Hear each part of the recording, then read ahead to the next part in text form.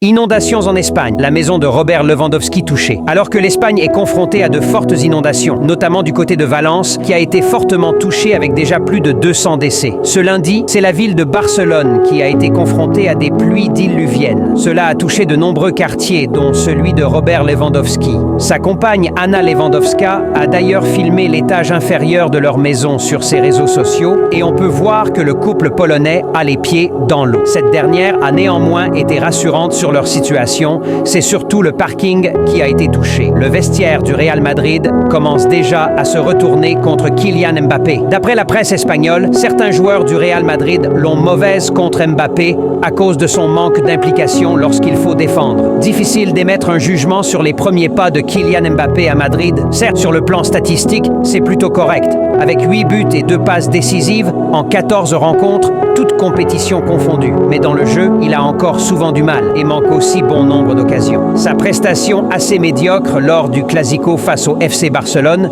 lui a aussi valu une bonne salve de critiques venant de la presse madrilène, qui était plutôt bienveillante avec le Bondinois jusqu'ici. Le 24 février 2023, Fluminense a annoncé le grand retour de Marcelo. Formé au sein du club brésilien qu'il a rejoint en 2002, le latéral gauche y a gravi tous les échelons avant de devenir footballeur professionnel. Entre 2005 et 2007, il a ainsi participé à 40 rencontres, toutes compétitions confondues. 6 buts. C'est là qu'il a été remarqué par le Real Madrid, qu'il a recruté pour 6,5 millions d'euros. Avec le recul, cela a été un sacré coup de la part des Mérans qui ont pu compter sur lui durant 15 ans avant qu'il s'en aille en 2022. Après une pige d'une saison à l'Olympiakos où il n'a pas vraiment brillé, 10 rencontres, 3 buts, le natif de Rio de Janeiro a décidé de rentrer au pays et il ne pouvait pas signer ailleurs qu'à Fluminense. Coup de tonnerre pour Arsenal, puisque son directeur sportif Edu va quitter le club londonien dans les prochaines heures. Il aurait déjà annoncé son départ. Un coup dur pour Mikel Arteta,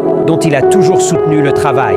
Edu a joué avec les invincibles d'Arsène Wenger, mais n'est pas un intouchable pour autant. En effet, selon les informations du Daily Mail ce lundi matin, le directeur sportif d'Arsenal va quitter son poste. La décision viendrait toutefois de lui, même si elle apparaît totalement inattendue. La raison n'est pas encore véritablement connue, une lutte d'influence en plus haut lieu n'étant pas considérée comme une justification unique de son choix. Pour Arsenal, c'est un coup dur en plein cœur de la saison, car Edu s'était imposé comme le visionnaire de la refonte des Gunners après des années de médiocrité. Arrivé en 2019 comme directeur technique, il a vite fait l'unanimité et il a gravi les échelons pour devenir le directeur sportif et le maître d'œuvre de la restructuration sportive.